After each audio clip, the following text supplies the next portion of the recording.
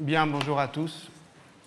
Inévitablement, les choses finissent toujours par se dégrader ou en tout cas se compliquer. Nous nous retrouvions avec une régularité d'horloge tous les lundis ici même, mais la semaine prochaine, je ne suis pas là, comme ça a été indiqué. Donc le prochain cours est le 29 février. Puis il n'y aura pas de cours à nouveau et ensuite, ça sera le 7 mars et il n'y aura pas de cours à nouveau le 7 mars, mais les 2 semaines suivantes, les 14 et 21 mars, puis après le lundi de Pâques, les 4 et 11 avril.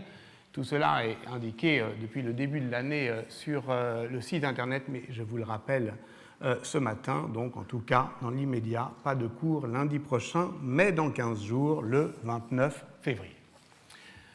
Alors, qu'avons-nous vu vraiment la semaine dernière sur les bas-reliefs de la Porta Romana que les consuls de Milan commandèrent, je le rappelle, en mars 1171 pour exalter la reconstruction de la ville après qu'elle ait subi le rituel urbanicide d'humiliation publique imposé par l'empereur Frédéric Barberousse.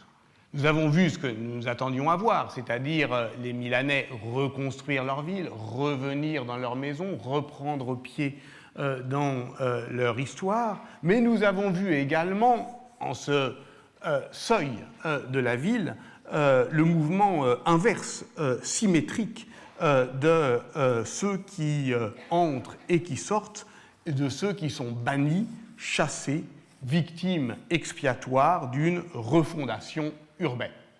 Et avouez-le, ce fut un choc lorsque nous avons retrouvé Ambroise, le fouet à la main, non pour accueillir, mais pour exclure, car c'était lui qui chassait, on ne s'y attendait pas, qui? Alors, soit les Ariens, soit les Juifs, cela non plus, l'image ne le disait pas. Ou plutôt si, elle disait quelque chose, elle donnait à voir quelque chose, précisément cette ambiguïté calculée, ce moment où on ne décide pas, où on décide de ne pas distinguer, de confondre au sens à la fois policier et logique du terme, justement les hérétiques d'hier, les Ariens, et ceux d'aujourd'hui, les Juifs. Ce que l'image rendait visible, donc, et ce n'est pas n'importe laquelle des images, puisque c'est la première d'un art communal qui est en train de se constituer comme art de la persuasion, comme moyen de communication politique. Ce qu'elle donne à voir, donc, c'est moins une identification qu'un trouble dans l'identification, moins une assignation qu'une confusion. Et ça, c'est quelque chose qui me semble caractéristique de tout l'art politique. Je crois l'avoir vu aussi dans la fresque siennoise qui, d'une certaine manière, désigne des coïncidences et des concaténations de sens davantage que des assignations rigides. Et on a vu donc également que Ambroise, le lutteur infatigable contre les ennemis de l'Église, peut être aisément enrôlé dans les combats de l'anti-judaïsme médiéval. Alors, l'interprétation que j'avais suggérée la semaine dernière reposait sur l'idée que les bas-reliefs de la Porta Romana donnaient à voir des confusions davantage que des désignations, mais aussi des concaténations mémorielles bien plus que des souvenirs précis. Et en cela, je dirais que, vous savez, Émile Malle disait qu'il y a 2 manières de raconter dans la pierre une histoire. Il y a la manière déliée des frises et il y a la manière nouée des chapiteaux. Et c'est soit un rythme resserré, soit au contraire une manière ample de faire frise. Et à partir du moment où les piliers se répondent 2 à 2 en des symétries symboliques, je dirais que la narration de la Porta Romana est à mi-chemin entre le récit d'une frise et le drame d'un chapiteau. Puisque, au fond, ce qui se déroule et se noue, c'est le travail du temps. Non pas le présent d'une histoire récente, non pas la mémoire confuse des temps anciens, mais précisément la manière dont le passé fait retour dans le présent pour l'éclairer d'une lueur obscure qui est la lueur des origines.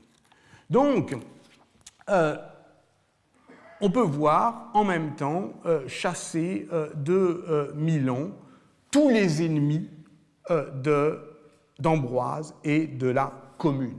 Tous les indésirables qui doivent quitter les lieux pour que nous puissions nous y établir. Nous, les Ambrosiens. Voilà, nous y sommes. Voilà que le souvenir, qui est celui, notons-le dès à présent, d'une refondation et non d'une fondation, j'y reviendrai à la fin, voilà que le souvenir travaille à installer une identité politique. Ce mot que j'évitais jusqu'alors, mais qu'on ne peut plus éviter dès lors qu'il s'agit d'aborder aujourd'hui la question de la politisation de la mémoire ambrosienne dans le contexte des luttes communales, d'où le titre de la séance, la dispute communale du souvenir. Parce que ce qui est en jeu dans la notion de politisation, ce n'est pas seulement l'instrumentalisation politique ou partisane du souvenir, c'est effectivement plus profondément ce que, dans le cas de la stasis grecque, Nicole Leroux appelle le lien de division, c'est-à-dire le fait que toute fondation politique vise une dispute originelle, une mésentente, qu'elle consiste non seulement à conjurer, mais d'une certaine manière à remémorer. Alors, les historiens disposent d'un concept pour exprimer l'entrée d'un phénomène cultuel ou dévotionnel dans la sphère d'intervention des pouvoirs publics ou civils, c'est celui de religion civique. Bon. C'est un concept qu'à partir de maintenant, je ne fais que désigner par là, je vais tenter, sinon de critiquer, du moins d'assouplir. J'avais commencé à le faire dans un article qui est paru dans la revue historique, non, dans la revue de synthèse, pardon, en 2013, et qui montrait qu'au fond, enfin, qui tentait de montrer que ce concept que dans les années 1980, les historiens ont préféré à celui de religion citadine ou de religion civile, et qui désignait le fait que, à partir de, notamment dans les communes italiennes, à partir du XIIIe et du XIVe siècle, le culte des saints, mais aussi la politique des reliques, mais aussi les processions, mais aussi les fêtes, tout cela fait partie, au fond, du ressort administratif de ce qu'on pourrait appeler la fonction publique, c'est-à-dire, d'une certaine manière, que c'est identifié comme une charge pour les pouvoirs civils, de la même manière que le ravitaillement, que la défense, que l'organisation des marchés. Et c'est cette politisation, au fond, de la religion, mais pas au sens nécessairement d'œuvre de légitimation ou d'instrumentalisation, mais plus simplement parce que ça fait partie, au fond, du domaine d'activité de la gouvernementalité, qu'on appelle la religion civique. Si j'ai mis quelques doutes sur la notion de religion civique, c'est parce qu'elle risque toujours, et pour des raisons dont on ne va cesser d'explorer la réalité historique, elle risque toujours d'emporter avec elle une conception, je dirais, irénique du jeu social, où, d'une certaine manière, il s'agit pour les communautés qui se fondent en politique de s'abriter sous l'aile duveteuse, accueillante d'un culte unanimiste. Or, ce que vous avez compris, évidemment, depuis le début, c'est qu'avec ces disputes de mémoire, au fond, en l'occurrence, le saint, qui devrait, en tant que patron de la ville, rassembler, divise tout autant qu'il rassemble. Et au fond, si on revient à la Porta Romana que nous avions vue la semaine dernière, en tant qu'elle ouvre sur la cité de Milan, eh bien, on dirait volontiers qu'elle ouvre à la fois sur la géographie urbaine d'une ville construite par les hommes. Et c'est cela qui est important, comme Dominique Yognapra l'a rappelé dans un livre qui vient de sortir, Cité de Dieu, Cité des hommes, c'est-à-dire qu'il y a effectivement l'idée de la civitas, de l'ombre de Dieu sur terre, mais aussi l'idée d'une architecture de la société à main d'homme. On rentre dans la ville de Milan en tant qu'elle est Nouvelle-Rome, mais en tant aussi qu'elle a été construite par les hommes. Elle a été détruite par eux, donc les adversaires, donc elle peut être reconstruite. C'est ce geste éminemment politique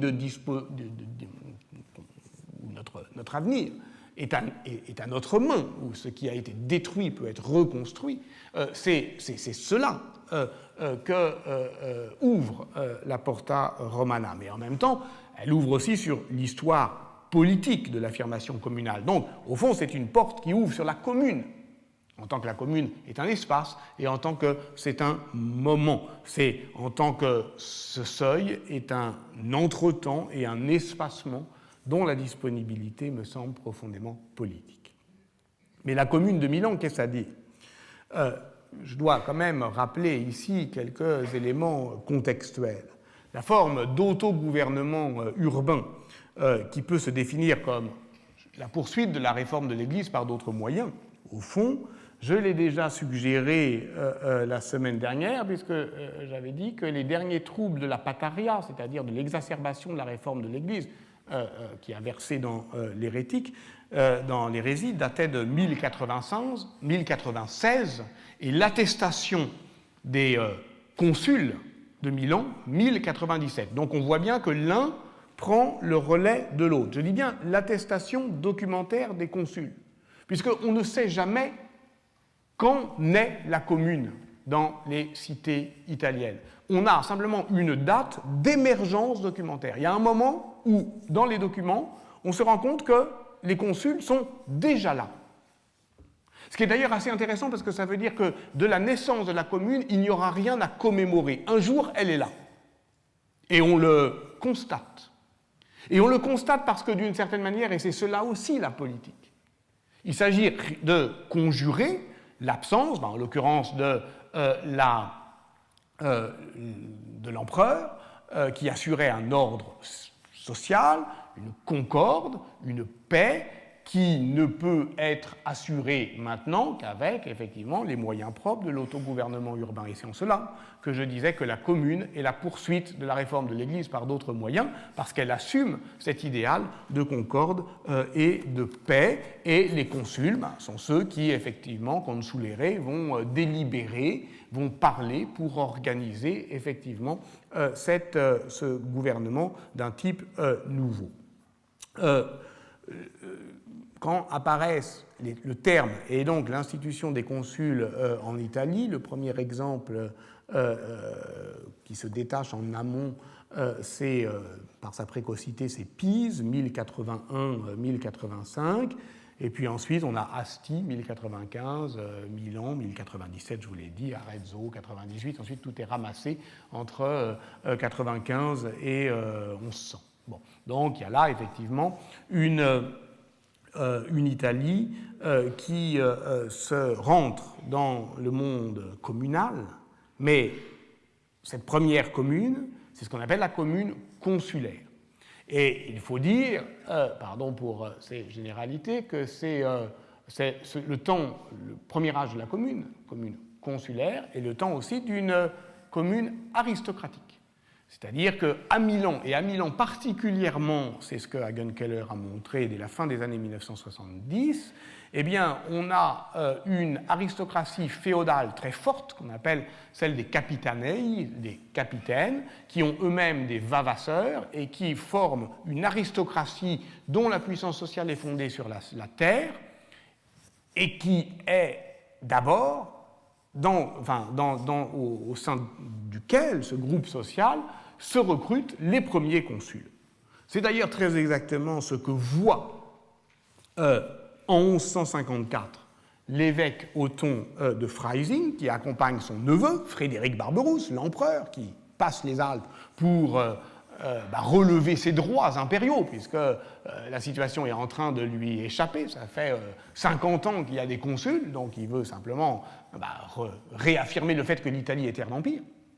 Et qu'est-ce qu'il voit ces Allemands qui, évidemment, ne sont pas habitués à ce moment-là à un monde urbano-centré? Ils voient d'abord, et c'est ça que Othon de Freising écrit, consigne dans ses gestes de Frédéric empereur, que l'Italie est un pays de ville qui l'impressionne par leur prospérité, et l'auguste prélat allemand s'indigne de l'indignité et l'indiscipline des Italiens, je le cite, « Ils aiment si fort la liberté qu'ils refusent tout excès de pouvoir et préfèrent pour les diriger des consuls à des chefs.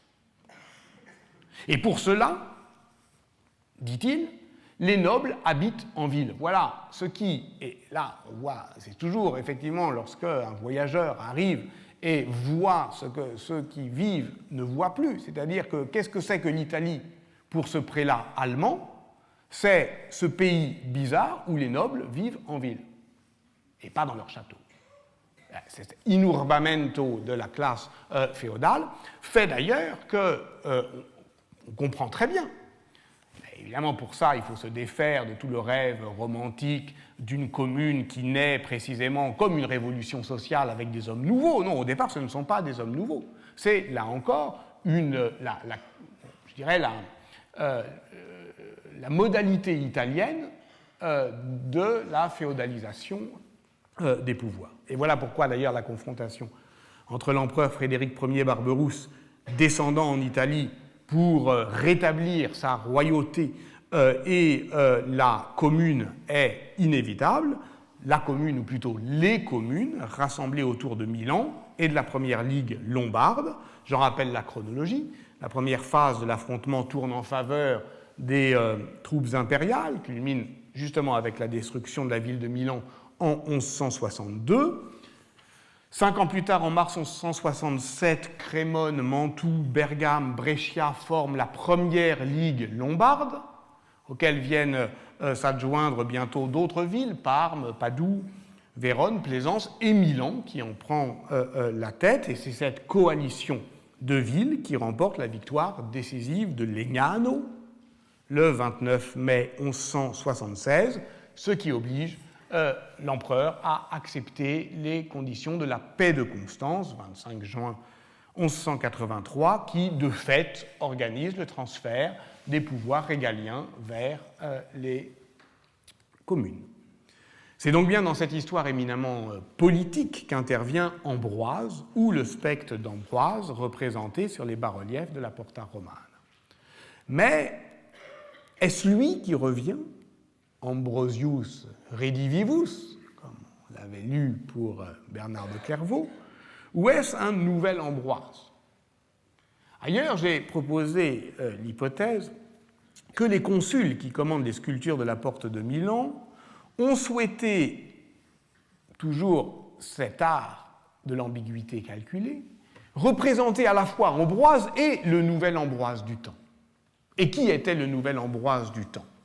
Il s'agissait d'un des leurs, un aristocrate, l'archevêque Galdino della Salla, champion de la liberté de l'Église, qui appartient à la très noble famille des Della Sala, qui avait fait sa carrière dans l'entourage des évêques et à qui on prête un rôle essentiel, justement dans la reconstruction de la ville après sa destruction en 1162, une attention particulière à la politique d'assistance, une grande fermeté dans la lutte anti-hérétique, bref, autant de thèmes ambrosiens qui rejouaient nettement en sa faveur. On est à un temps, effectivement, de confrontation où, quand je vous dis c'est un évêque de choc qui est dans une famille aristocratique, ça veut dire par exemple que lors des premiers combats contre les troupes impériales, notamment en 1160, en août 1160, il est sur le champ de bataille. Donc, pour ça qu'il ne faut quand même pas s'étonner de voir représenter des évêques énergiques avec leur fouet. Lui, il se bat à Carcano, notamment, lorsque les troupes pontificales d'Alexandre III et les milices communales affrontent l'armée impériale. Et lorsqu'il redevient archevêque de Milan en 1166, tout en demeurant cardinal et légat pontifical en Lombardie, à ce moment-là, il quitte la ville pour ne pas vivre sous le joug impérial. Donc, on peut estimer que ce moment de retour dans la ville pacifiée et reconstruite, ce retour triomphal au sens du triomphe antique, c'est celui aussi de Galdino della Sala dans sa cité libérée, et c'est cela que célèbrent également les reliefs sculptés de la Porta Romana. On parlera dans 15 jours de la mémoire de Galdino della Sala, qui est une mémoire très intense aussi et également intensément disputée. Mais disons pour l'instant que l'archevêque de Milan meurt le 18 avril 1176, donc un mois avant la grande bataille décisive de Legnano qui va ouvrir effectivement l'histoire communale à l'affirmation de ses droits, de ses prérogatives, de ses regalia arrachés à l'empereur. Et la bataille de Legnano est évidemment un tournant mémoriel puisque l'Église milanaise peut à ce moment-là se dire ambrosienne sans que cette revendication apparaisse comme une attaque contre la papauté, puisque précisément c'est aux côtés du pape qu'ils se sont battus. On retrouve d'ailleurs à Legnano une chapelle dédiée à saint Ambroise, dont on ignore la date de fondation. Elle est attestée pour la première fois par une notice qu'on appelle la Notitia Cleri Mediolanensis de 1398.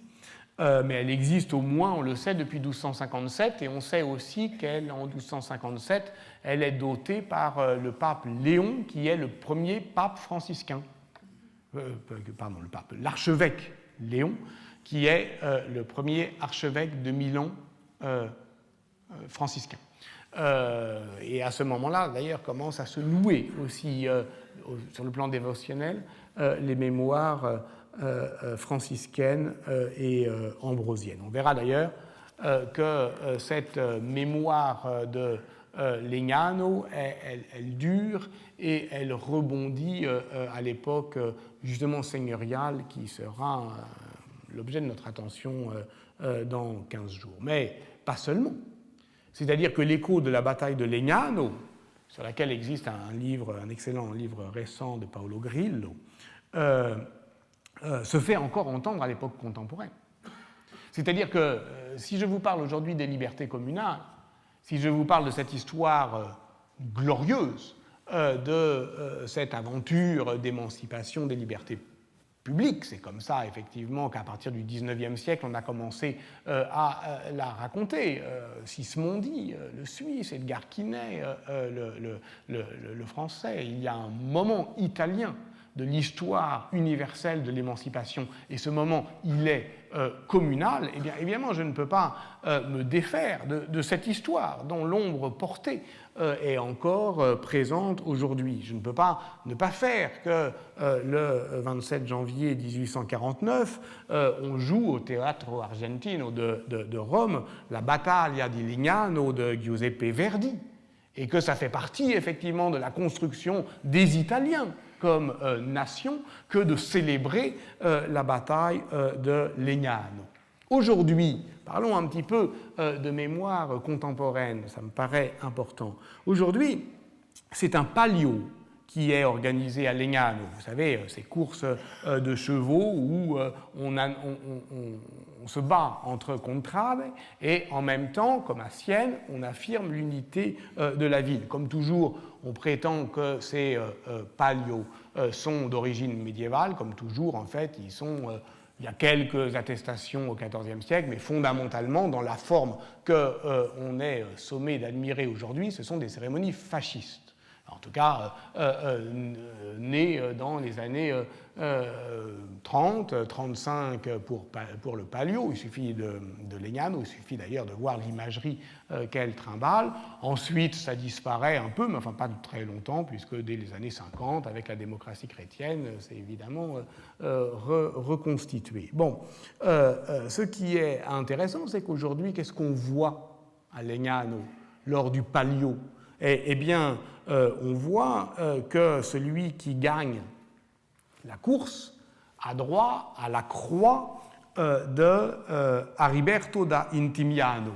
Vous vous souvenez peut-être d'Ariberto da Intimiano, c'est l'archevêque dont on a parlé la semaine dernière, qui avait vu en songe Ambroise en 1037, au moment où il était prisonnier de l'empereur. C'est effectivement le grand homme de la réforme de l'Église. C'est lui dont on dit qu'il a inventé le carroccio. Et le carroccio, c'est le char de parade sur lequel est la croix d'Intimiano et aussi tous les symboles ambrosien, et ce char de parade, derrière lequel défilent les troupes lombardes, c'est aussi un autel portatif. Donc tout cela se constitue effectivement à ce moment-là et est réemployé dans ces entreprises de commémoration et de mémoire. Notamment encore aujourd'hui, on exalte un personnage nommé Alberto da Giussano, qui est un personnage complètement légendaire, que Galvano Fiamma, dont je parlerai tout à l'heure, a inventé au XIVe siècle, et qui est censé avoir été le capitaine de la Compagnie de la Mort, c'est-à-dire des plus valeureux des Ambrosiens qui s'étaient battus à Legnano. Le Carroccio, la bataille de Legnano, Alberto da Giussano, la croix d'Aribert, on est dans l'imagerie politique aujourd'hui de la Ligue du Nord. Ben oui, parce qu'il faut parler, lorsqu'on parle de la mémoire et de la politisation de la mémoire, il faut y aller jusqu'au bout. Et le bout, c'est quoi? Bon, ben, vous savez qu'il y a un parti xénophobe, séparatiste et populiste, d'Umberto Bossi, qui a commencé à avoir en Italie, maintenant ça s'est un peu tassé, des grands succès électoraux dans les années 1980, et qui s'est refondé, justement, une fois établi, c'est comme les consuls, le 11 juin 1191, justement dans un petit village qui s'appelle Pontida, village de la province de Bergame, Pontida étant le lieu où aurait été organisé, avant la bataille de Legnano, le premier serment de la Ligue lombarde. Et ce néo-guelfisme désigne clairement son ennemi, l'invasion étrangère venue du Mezzogiorno, et ensuite après, dans les années 2000, sous le berlusconisme, beaucoup plus clairement l'islam. Depuis là, la cérémonie se répète chaque année pour les Italiens. Pontida est devenu le symbole incontesté du legismo, c'est-à-dire de la Ligue du Nord, qui est censé réactiver ce serment secret dans une abbaye bénédictine de rite ambrosien le 4 avril 1167 des émissaires des cités lombardes liguées contre le centralisme impérial.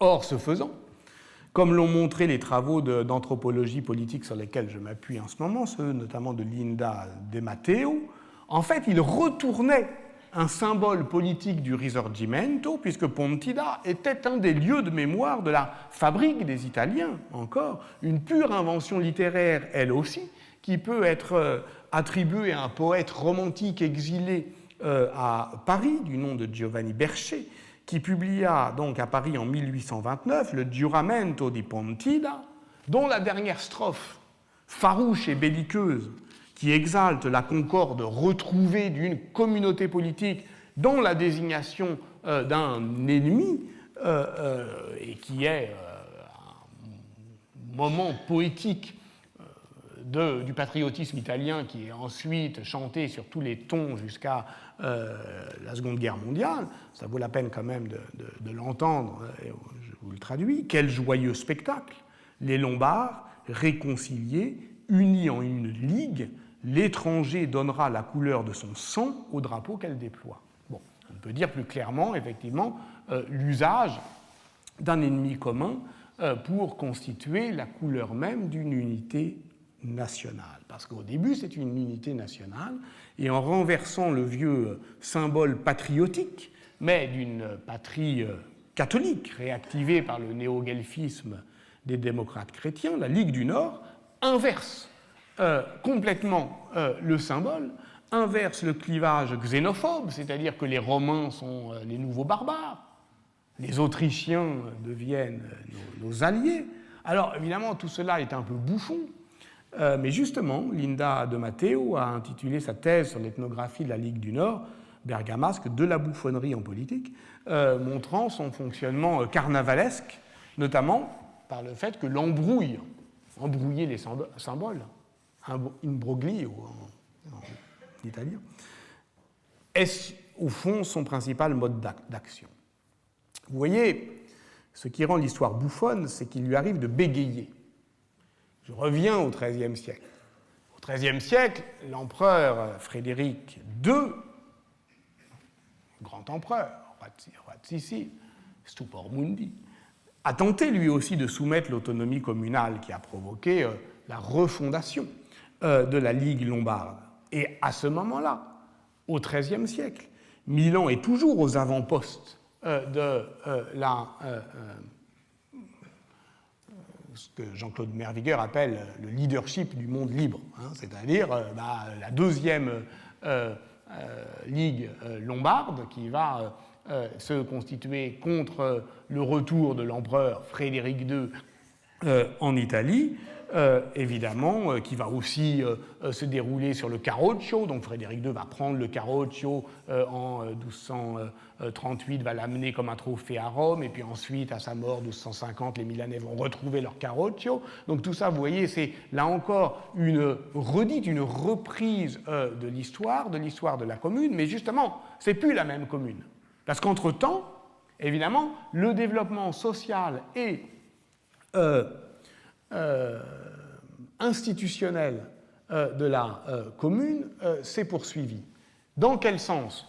Dans le sens de la bipartition factieuse de la classe dirigeante. C'est-à-dire que vous avez entendu que les consuls étaient au départ, effectivement, d'abord des aristocrates, et des aristocrates de la noblesse féodale, des capitanei. Bon. En réalité, il y a une pression populaire qui effectivement, amène, dès les années 1190, le jeu à se polariser autour de deux forces.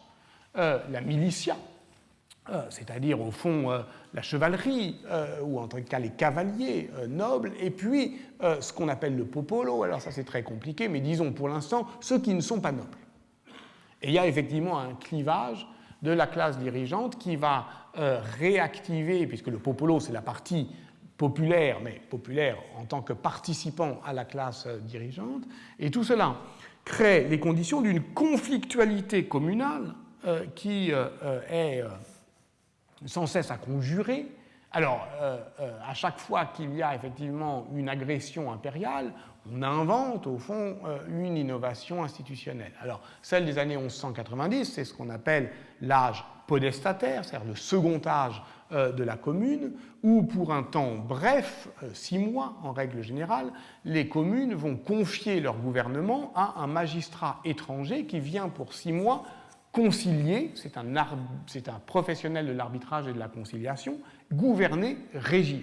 Bon, cet âge podestataire, qui est un âge extraordinaire, le second âge de la commune, eh bien, il permet à des magistrats itinérants, à une sorte de personnel politique vraiment professionnel, au fond, également échanger les expériences politiques. Et à ce moment-là, on voit que Milan est la ville qui est la plus réclamée, parce qu'en fait, lorsqu'on veut un podestat, on va demander à une ville de choisir un podestat, donc on choisit sa ville et la ville choisit le podestat. Bon. Et jusqu'en 1220, c'est les capitales lombardes c'est la capitale lombarde qui est la plus exportatrice de podestats. Ensuite, ça sera Bologne, et puis ensuite Florence. Mais nous, là encore, nous considérons Florence comme la grande cité communale de l'Italie, alors que bien avant elle, et beaucoup plus intensément, ce fut évidemment Milan. Ce qui provoque l'irruption sur l'avant-scène politique du popolo, c'est l'agression impériale de Frédéric II, et c'est à ce moment-là le troisième âge de la commune, c'est-à-dire les regimi di popolo, commune populaire, qui se caractérise à la fois par l'élargissement de la base sociale du régime, mais aussi par l'accomplissement institutionnel, puisque c'est là véritablement que du point de vue de l'édilité, du point de vue de la fiscalité, du point de vue de la justice, l'édifice communal se parachève. Et à ce moment-là, ces évolutions toujours ne font qu'exacerber la bipartition factieuse de la classe dirigeante, dont le conflit politique est désormais polarisé par l'opposition entre popolo et militia. Alors, voilà un certain temps, me direz-vous, que l'on ne parle plus d'Ambroise. Patience, il revient. Mais ce qui revient, et ce dès 1198, n'est pas un revenant, mais c'est la force d'un nom. Les partis, comment on va les appeler? Toujours intéressant. Un nom de parti, ou quand on change un nom de parti, ou quand on prend un mot général, normalement partagé par tous, pour se l'approprier. En 1198, les aristocrates, capitaines, vavasseurs, milicias, se rassemblent en un parti qui s'appelle la Mota. Et les populares en Credenza di Sant'Ambrogio. Ah ben ça c'est étrange alors. Nous on croyait jusque-là qu'Ambroise était de la religion civique, c'est-à-dire c'est celui qui rassemble tout le monde. Mais dès que effectivement les partis choisissent leur nom, de manière privilégiée, ce sont les populaires qui décident de se porter sous la bannière de Saint-Ambroise. Et c'est la Credenza di Sant'Ambrogio pendant toute la première moitié du XIIIe siècle qui défend les intérêts du popolo. Et ça structure toute la vie communale. Et ce jusqu'en 1258, où c'est dans la basilique Sant'Ambrogio qu'est signée la paix entre la Mota et la Credenza, qui sanctionne de fait l'élargissement de la base sociale du régime. Et comment appelle-t-on cette paix? La pace di Sant'Ambrogio, parce que effectivement ça a lieu dans la basilique, parce que en plus c'est plutôt ça consacre un élargissement de la base sociale du régime. Donc, d'une certaine manière, avec la pace di Sant'Ambrogio qui est signée dans la basilique Saint-Ambroise, on retrouve notre Ambroise apaisant, mais jusque-là il ne l'était pas. Il divisait, il clivait, comme on dit aujourd'hui. Et cette phase 1198-1258, où Ambroise ne désigne plus donc toute la commune, mais un parti, c'est justement le moment où se fixent tous les rituels de la commémoration ambrosienne. Par exemple, c'est le moment où on fixe le grand moment, la grande procession du 7 décembre, fête de l'ordination d'Ambroise, par un rituel des offrandes de cire à Saint-Ambroise. Chacun des différentes églises dédiées à Ambroise, non seulement à Milan, mais dans le diocèse, amène un rituel comme ça, très fortement urbano-centrique, amène de la cire en procession pour désigner effectivement la basilique Saint-Ambroise comme la matrice au fond de cette géographie affective. À ce moment-là, le 7 décembre, c'est une fête au cours de laquelle du pain, du vin sont distribués aux plus démunis. Ça correspond à une période où cesse l'activité judiciaire. C'est un grand moment de la vie communale. C'est aussi un moment 1198-1258, ce moment donc partisan de la mémoire ambrosienne, où a lieu toutes les récapitulations liturgiques. Ça vous a peut-être échappé, mais au fur et à mesure, lorsqu'on parlait de ça, lorsque je vous parlais par exemple du Bérol douce, c'est-à-dire du moment où on a fixé la liturgie ambrosienne, c'est aussi dans ces moments-là. Bref, voilà que, et on ne s'y attendait pas non plus, c'est dans ce moment partisan, au fond, que se crée, que se constitue, que ça soit la mémoire ambrosienne. Alors tout cela est évidemment bien connu des historiens de la commune, mais très rares sont ceux qui se sont interrogés sur le sens de la dénomination des partis, qui distribuent, vous voyez, inégalement la référence à l'âge d'or ambrosien. Il y a une notation bizarre, chez un historien bizarre, qui s'appelle Galvano Fiamma, qui est un historien négligé, alors qu'à mon avis, c'est vraiment une des grandes voix de l'historiographie du XIVe siècle, qui est peu connu parce qu'en fait, il est mal édité. C'est un dominicain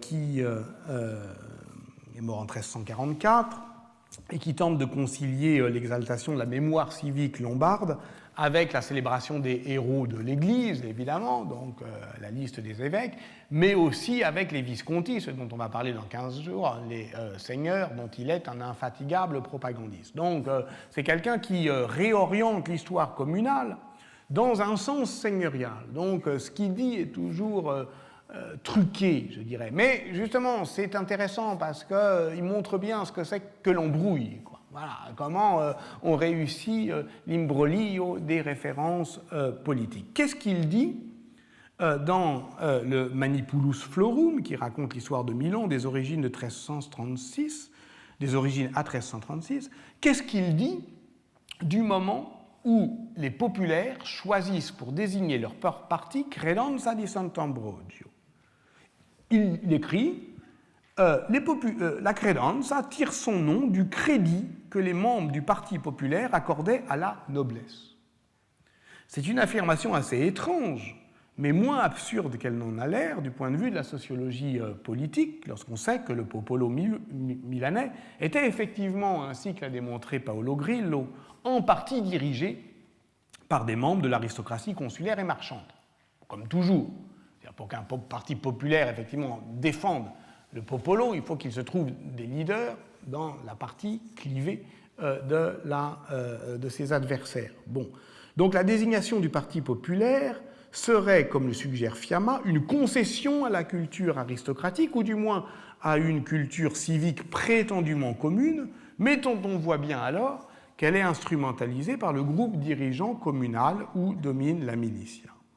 En tout cas, cette mention de Fiamma a le mérite de révéler que la désignation du Parti populaire, qui paraît banale à tous les historiens modernes, ne l'était pas au XIVe siècle, au point qu'il doit inventer quelque chose d'un peu contourné, mais dans laquelle on reconnaît ce qu'en politique aujourd'hui on appelle la triangulation, c'est-à-dire s'emparer d'un mot de l'adversaire pour précisément en faire un étendard pour ceux qui justement veulent cliver.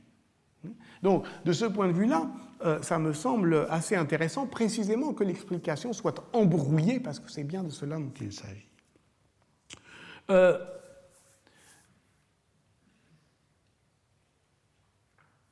Le popolo aura avec Ambroise, je crois, un rapport privilégié, mais pas exclusif. Précisément parce qu'Ambroise, c'est Ambroise, on ne peut pas en faire n'importe quoi. On ne peut pas se l'accaparer complètement, c'est un saint universel, c'est aussi effectivement un père de l'Église, et c'est enfin quelqu'un dont la mémoire, on l'a vu ensemble, est quand même structurée. Bon. Il ne peut pas se passer, par exemple, à Milan, ce qui s'est passé à Bologne.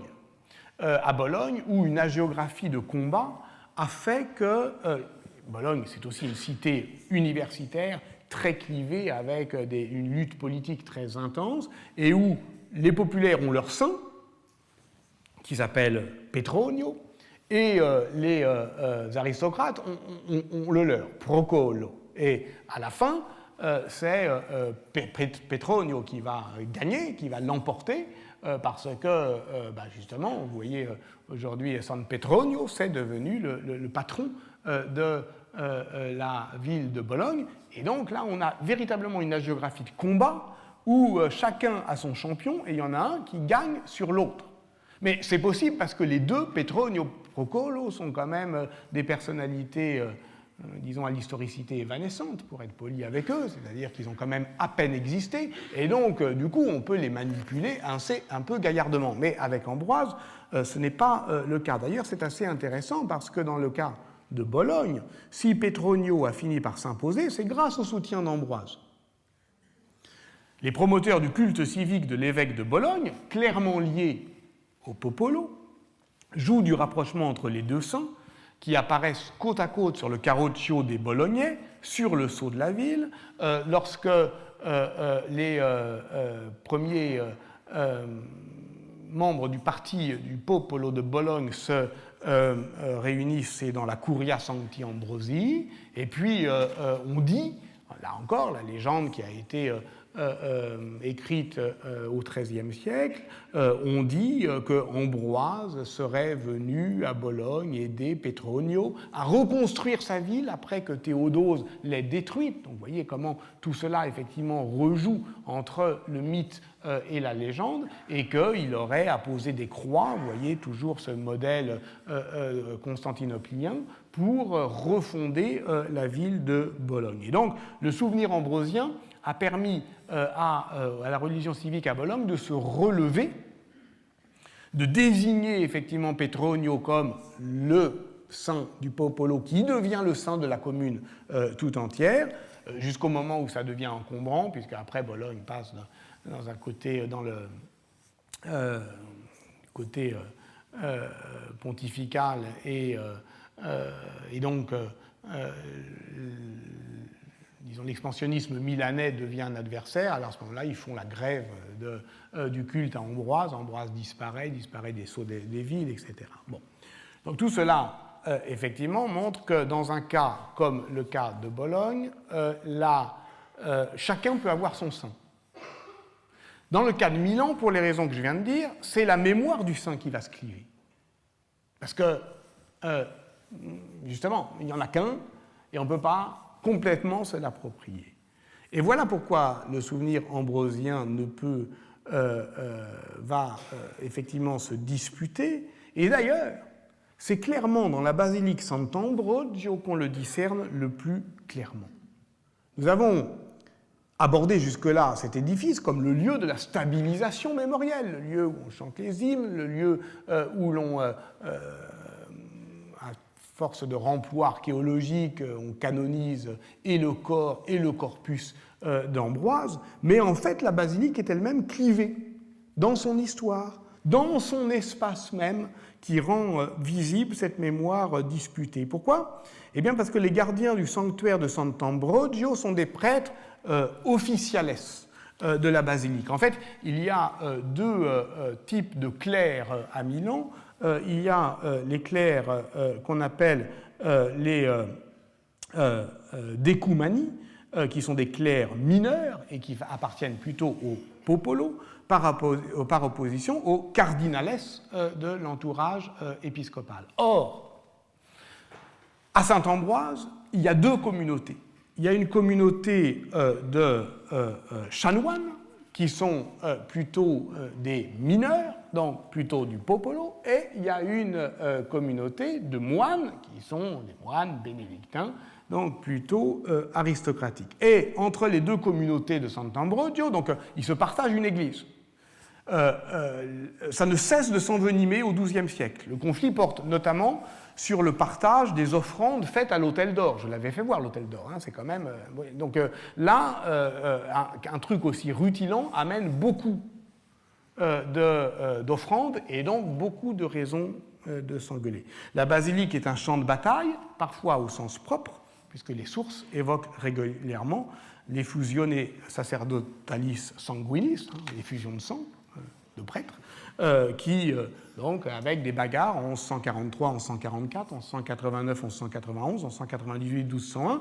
Et d'ailleurs, c'est si vrai qu'en 1402, l'archevêque, exaspéré, ordonne une séparation de l'Église, aux moines la gestion de la partie gauche, aux chanoines la gestion de la partie droite. Bon, en tout cas, les chanoines, ce sont eux les entrepreneurs de la mémoire. La plupart de la mémoire ambrosienne, la plupart sont des clercs mineurs, des decumani, et on sait que ce sont eux qui ont joué un rôle actif dans la constitution de la credenza di Sant'Ambrogio.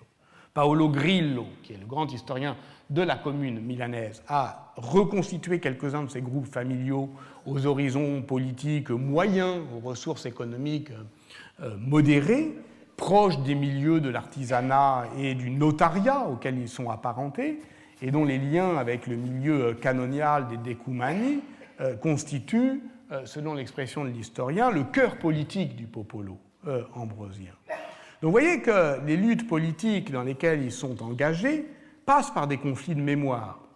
Mais parce que le souvenir d'Ambroise demeure lesté, comme on a dit, par une tradition liturgique, il ne se manipule pas aussi aisément que celui d'un saint récent et obscur comme Petronio. Donc, la conflictualité de la société communale traverse la basilique ambrosienne, y compris physiquement, en même temps qu'elle clive le souvenir d'Ambroise en deux mémoires politiquement antagonistes. Dès lors, se posent deux questions à l'historien, aussi difficiles l'une que l'autre. La première consiste à mesurer la réalité de cette appropriation populaire de la mémoire ambrosienne. La seconde, à repérer la disponibilité de ce souvenir à cette captation sociale et partisane. Je vais indiquer rapidement une piste de recherche pour chacune. Comment on pourrait essayer de prouver cette préférence populaire. Pour l'instant, je n'y suis pas parvenu. J'ai fait plusieurs enquêtes, par exemple une enquête sur les déterminants sociaux du choix du prénom Ambroise. Après tout. C'est toujours un peu... Enfin, voilà, on le voit bien, ça peut être intéressé, ou en tout cas méditer le choix d'un prénom. Alors j'ai pris par exemple le répertoire des feudataires de Filippo Mario Visconti de 1412 à 1447. Il y a 488 individus, soit 386 patronymes, soit 218 prénoms, de gens dont on est sûr qu'ils sont tous nobles, puisqu'ils sont feudataires, puisqu'effectivement ils reçoivent en fief des terres du duc. Alors évidemment, chez les nobles, les prénoms sont très dispersés. On veut s'appeler Saladin, Roland, etc. 151 sur ces 218 prénoms ne sont portés que par une seule personne. Les 4 prénoms les plus portés sont Antonio, Giovanni, Francesco, Jacopo, qui sont portés par 27% du groupe. Et Ambrogio est le 25e prénom par ordre de fréquence, qui représente une part négligeable de la cohorte, soit 3 individus sur 488, 0,6%. Bon. Donc ce n'est pas un prénom noble. Ces concessions féodales sont prises devant des notaires. Tiens, je peux voir aussi comment s'appellent les notaires. Là, les notaires, je suis sûr qu'ils ne sont pas nobles. Bon, ils sont moins nombreux, 92 prénoms. On retrouve un peu moins dispersés aussi, mais c'est normal, ils sont moins nombreux. On retrouve à peu près le même groupe de têtes, Antonio, Giovanni, Francesco, Jacopo, et Ambrogio fait un écart significatif, il est porté par 7 notaires sur 186, soit un taux de 3,8%, c'est pas non plus génial, mais enfin c'est 7 fois de plus que 0,6%. Bon, je ne suis pas très fier, ça ne dit à peu près rien. Mais enfin, bon, je ferai mieux la prochaine fois. Je ne sais pas si on peut parvenir d'ailleurs à prouver cette appropriation sociale préférentiellement populaire de la mémoire ambrosienne. Resterait à en repérer les raisons. Là encore, je me contenterai de ne suggérer qu'une seule piste, celle de la prédication, qui rend disponible par la parole efficace du sermon les contenus doctrinaux, mais aussi exemplaires, les biographèmes, c'est-à-dire qu'est-ce que les prédicateurs, lorsqu'ils parlent d'Ambroise, vont retenir, et lorsqu'ils parlent au peuple, de la vie et de l'enseignement d'Ambroise. Je me suis attaché à l'activité de Pietro Maineri, qui est un prédicateur de l'ordre des Ermites de Saint-Augustin, grâce aux travaux de Silvia Donghi. Il est actif dans les années 1320-1350, et notamment, j'ai regardé ses sermons sur la Sainte-Ambroise du 7 décembre. Alors, il reprend en gros Jacques de Voragine, la légende dorée, il en adapte le récit en fonction des attentes présumées de son public. Il insiste particulièrement sur la confrontation des rites ambrosiens et grégoriens. Il reprend les histoires merveilleuses dont on avait parlé ensemble, l'Andulphe l'Ancien. Donc tout ça, apparemment, au XIVe siècle, ça a l'air de marcher encore. Et puis, il puise dans des stocks d'exemples là.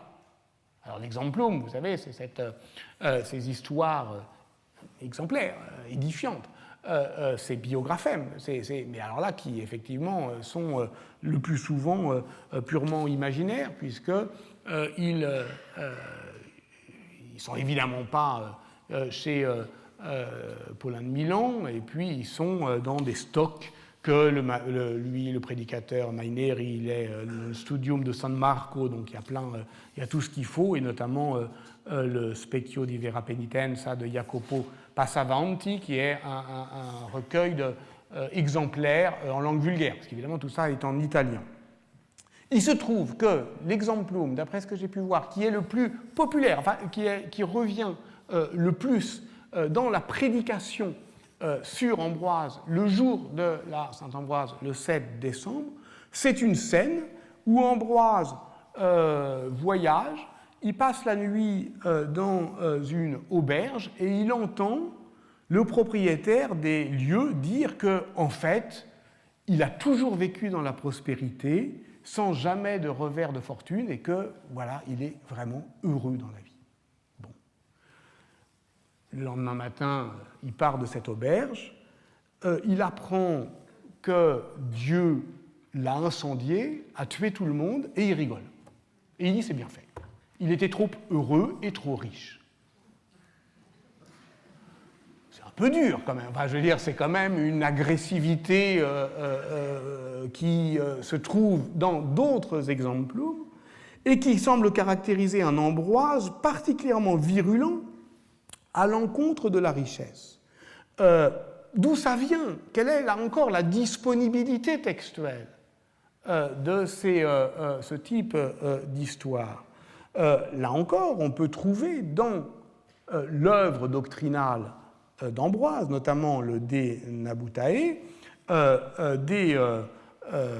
des passages, notamment le plus commenté au Moyen-Âge, ce passage où Ambroise défend l'idée qu'il est légitime de fondre les vases sacrés de l'Église pour faire l'aumône aux pauvres, racheter les captifs, édifier les églises ou acquérir des terrains afin d'y ensevelir les dépouilles des fidèles.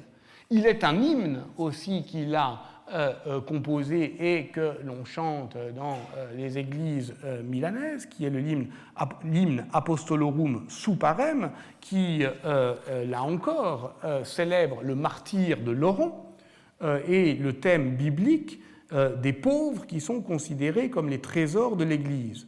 Laurent, l'évêque, était sommé par son persécuteur de lui livrer les biens de l'Église. Donc, l'empereur voulait les trésors. Et Laurent se livre à une ruse pieuse en se présentant donc au persécuteur accompagné d'une troupe de gueux, jouant du couple antithétique inopes-opes. Ah, quel spectacle magnifique! Il assemble les gueux en troupe, montrant ces miséreux, il clame inopesque monstrans predicat, voici les trésors de l'Église, i sunt opes ecclesiae. Donc, montrer les pauvres en disant voici les trésors de l'Église, qui est une ruse, mais en même temps qui dit effectivement que la charité est la forme suprême de la thésaurisation. Je note au passage que cet hymne et cette légende de Laurent qui permet à Ambroise au fond de montrer que les véritables trésors de l'Église sont les pauvres qu'elle secourt, est le thème le plus couramment employé par l'Église dès lors que, même l'Église contemporaine, dès lors qu'elle a des aspirations sociales. Ainsi, le pape Paul VI, lors du Concile Vatican II, s'est-il largement appuyé sur l'autorité morale de l'évêque de Milan pour justifier le droit universel des pauvres à disposer des richesses. Je cite, « Ce n'est pas de ton bien, ça c'est Ambroise, ce n'est pas de ton bien que tu fais largesse aux pauvres, dit-il s'adressant aux riches, tu lui rends ce qui lui appartient, car ce qui est donné en commun pour l'usage de tout le monde, voilà ce que tu t'arroges, la terre est donnée à tout le monde et pas seulement aux riches. » Je me rends compte que, d'une certaine manière, je n'ai, durant toute cette séance, et alors que nous avons quand même progressé jusque dans les années 1260, jusqu'au moment où justement la commune va verser dans la seigneurie, je me rends compte donc que, même si j'ai tenté de porter cette histoire de la dispute communale du souvenir jusqu'à son point de bascule seigneurial, avec Galvano Fiamma, dont on parlera dans 15 jours, je me rends compte que je n'ai finalement jamais tout à fait quitté aujourd'hui les bas-reliefs de la Porta Romana. Comme si, là encore, cette histoire de fondation et de refondation bégayait. Or, c'est précisément à l'époque communale que l'on échafaude le roman de fondation de Milan. Et il me semble qu'on peut l'interpréter comme une expression de ce lien de division dont je parlais, comme la fondation du politique dans une dispute originelle. Tous les romans de fondation des villes qui se reconstituent au XIIIe siècle, eh bien, désignent ce que Renaud Villard a appelé l'impossible sérénité des cités face à leur origine. C'est-à-dire que la commune, lorsqu'elle a à dire son origine, elle exprime en fait l'âpreté de la conflictualité, la conscience précoce et au fond plus douloureuse que glorieuse de ce que l'on appellerait volontiers aujourd'hui l'autonomie du champ politique et qui explique une forme de désenchantement du roman des origines qui se marque notamment par la figure toujours d'un héros fondateur très ambigu. Qui est-ce qui fonde la ville ? Dans toutes les histoires qu'on va commencer à raconter, là encore, en s'appuyant sur Tite-Live, c'est le cas à Milan, c'est toujours un traître ou un exilé, parfois un tyrannicide, un homme qui cherche sa vengeance, un homme dont l'héroïsme, au fond, tient dans le fait qu'il assume son devoir de violence. Violence faite à la ville qu'il fonde, violence qu'il s'inflige en fondant la ville. Et au fond, dans ces romans de fondation des communes, tels qu'elles se les racontent au XIIIe siècle, eh bien, leur origine est toujours célébrée comme un accident de l'histoire, bien davantage que comme l'accomplissement d'un destin sublime. Et voilà pourquoi cette conscience de la fragilité urbaine explique pourquoi tant de sociétés communales se racontent leur origine en un récit heurté, bégayant, de construction, de reconstruction, de fondation et de ruine. Et c'est particulièrement vrai dans le cas de Milan, et c'est aussi, semble-t-il, cela, ces échos, ces hoquets de la mémoire, que donne à voir la Porta Romana de Milan, c'est-à-dire, au fond, une étrange mémoire qui se fonde dans le trauma originel de la destruction. Et le récit de la fondation de Milan, tel qu'il se complexifie du XIIIe au XVe siècle, c'est un récit qui, à la fin, étant 3 temps, la cité aurait été fondée par un descendant de Noé, puis détruite par un roi barbare nommé Suadès, avant d'être refondée par le grec Mésapo et détruite à nouveau lors de la chute de Troie par un certain Palladio. Elle entre alors dans le temps historique, avec, comme on va le voir, avec la refondation par le roi Bellovese, qui est effectivement les origines gauloises, mais toujours heurtées de la ville de Milan. Un mot pour terminer tout à fait sur justement cette question d'une fondation qui ne se peut désigner que par une refondation.